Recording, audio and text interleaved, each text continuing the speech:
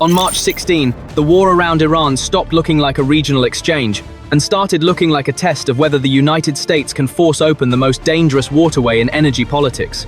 The Strait of Hormuz normally carries about 1/5 of the world's oil and liquefied natural gas. But Reuters reported that daily Gulf oil exports had already fallen at least 60% by March 15, dropping to 9.71 million barrels per day from 25.13 million in February. That is the kind of collapse that does not stay at sea. It moves through fuel prices, insurance markets, alliance politics, and every navy now being asked whether it is ready to protect a corridor only 2 miles wide at its most critical transit lanes. Now, a different kind of ship is moving into the story. USS Tripoli is not a supercarrier, but an America-class amphibious assault ship built with an enlarged hangar, greater aviation fuel capacity, and the ability to operate F-35B jets in a concentrated aviation role. As the U.S. Navy explains, Flight Zero LHAs were designed to enhance marine aviation capacity in place of a well deck. And that matters, because this is not just about launching strikes. It is about holding air cover closer to the choke point while carrying Marines who can turn pressure at sea into pressure on shore. That is why Tripoli matters more than its tonnage suggests. As Capto Joel Lang put it, we're not an aircraft carrier, we are an LHA that is very uniquely suited to aviation operations, and in a Hormuz fight that may be exactly the point. If Washington is shifting from punishing Iran's network to physically reopening the corridor, then this deployment is not a supporting move. It is the clearest sign yet that the next stage of this war may be decided at the line where naval escort, air superiority, and amphibious force all begin to overlap. What makes Tripoli different is not just that it is moving toward the Gulf. It is that this ship was built around aviation density rather than the old amphibious formula. With the first 2 America-class hulls designed without a well deck, so more internal volume could be used for hangar space, maintenance capacity, and JP-5 fuel storage. In plain terms, that gives commanders a smaller deck than a nuclear carrier, but one that can push air power much closer to the fight and keep it there longer over the narrow transit lanes that matter most. That matters because the ship is not arriving empty. The 31st Marine Expeditionary Unit had just come off Exercise Iron Fist 26 with Japanese forces, and that package brings roughly 2,500 Marines and sailors, backed by MV-22B Osprey Tiltrotors, AH-1Z Viper, attack helicopters, UH-1Y Venom utility helicopters, CH-53E heavy lift helicopters, and F-35B stealth fighters. Add the escort screen around Tripoli, including USS Robert Smalls and USS Rafael Peralta, and this stops looking like a simple reinforcement move and starts looking like a self-contained expeditionary strike group that can control airspace, protect surface traffic, and insert forces without waiting for a larger amphibious train. That is why the ship's value is not measured by size alone. As USNI quoted Chad Vaughan, "We're not an aircraft carrier. We are an LHA that is very uniquely suited to aviation operations, and in the Hormuz problem, that distinction is crucial, because a force like this can sit closer to the choke point than a supercarrier, keep F-35Bs on station longer, and put Marines within vertical reach of islands, launch sites, and coastal corridors that airstrikes alone may not be able to suppress. The closer Washington gets to a real corridor reopening mission, the more Tripoli begins to look less like a backup platform and more like the hinge between sea control and something far more direct. The reason this deployment matters now is that the United States has already learned how hard it is to reopen Hormuz with standoff power alone. Even with 2 carrier strike groups, 8 destroyers, submarines, long-range bombers, and more than 6,000 strike sorties over 3 weeks, the shipping corridor has remained under pressure from mines, anti-ship missiles, drones, and coastal launch teams spread across Iran's southern belt. Reuters described the waterway as the route for about 20% of global oil and liquefied natural gas flows, which means every day of disruption multiplies pressure far beyond the Gulf itself. That is the strategic gap Tripoli is being sent to close. A carrier can dominate wide ocean space, but it is not designed to sit close to every island, inlet, and missile pocket that shapes a choke point only a few miles across at its most sensitive lanes. Tripoli brings something different. F-35B jets that can operate from a shorter deck closer to the fight, Ospreys that can move Marines fast, and helicopters that can support raids, reconnaissance, casualty evacuation, and maritime security missions in one compact package.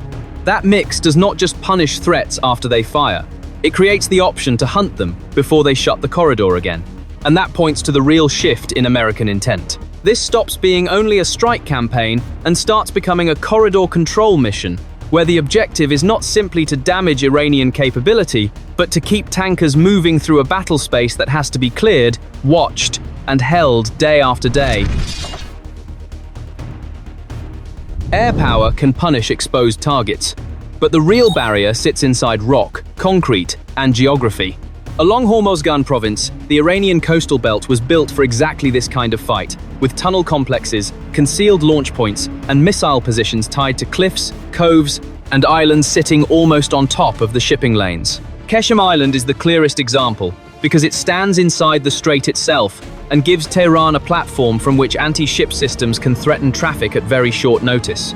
That is why repeated strikes do not automatically translate into safe passage. A fixed radar can be destroyed, a launcher caught in the open can be hit, and a pier can be cratered. But a mobile system that rolls out from a mountain opening, fires, and disappears again creates a different problem.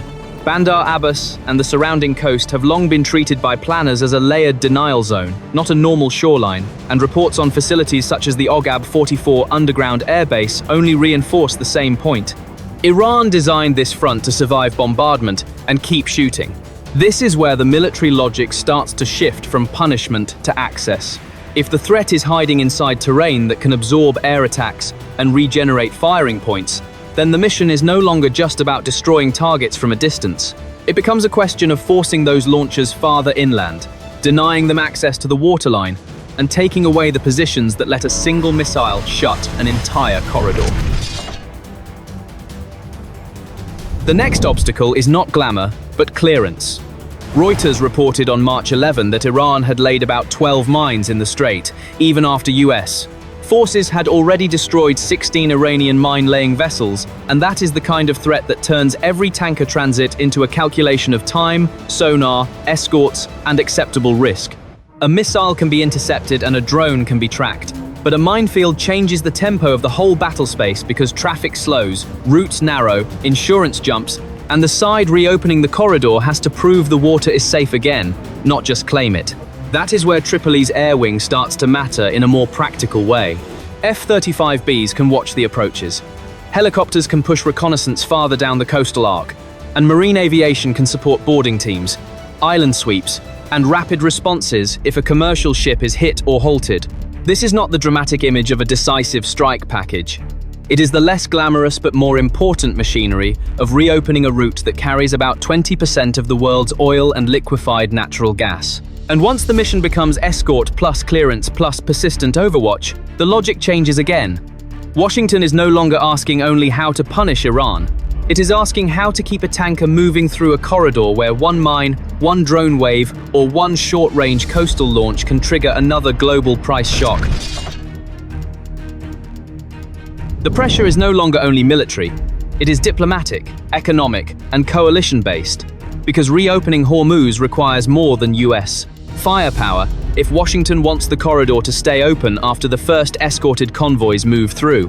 Reuters reported on March 17 that the United Arab Emirates was considering joining a US-led effort to protect shipping, and Anwar Gargash, advisor to the UAE president, framed the problem in blunt terms. This is something that is in the interest of everybody, and everybody has a responsibility. Those lines matter because they reveal the real stakes of the operation. If major energy importers and Gulf partners start treating Hormuz as a shared international obligation, rather than a purely American fight, then Tehran faces not just another round of strikes, but the risk of a broader maritime coalition forming around the idea that the strait cannot be left under coercion. But that coalition is still fragile, and that is where the mission becomes harder than the maps make it look. AP reported that President Donald Trump said he had asked about 7 countries to help police the strait, and told reporters, "It would be nice to have other countries police that with us, and we'll help. We'll work with them." Yet the same report showed no firm commitments, While Reuters noted that European governments had little appetite to expand naval missions into the Strait, even as Brent settled at $100.21 a barrel and WTI at 93.5 after wild war-driven swings. That means Tripoli is sailing into more than a battle space.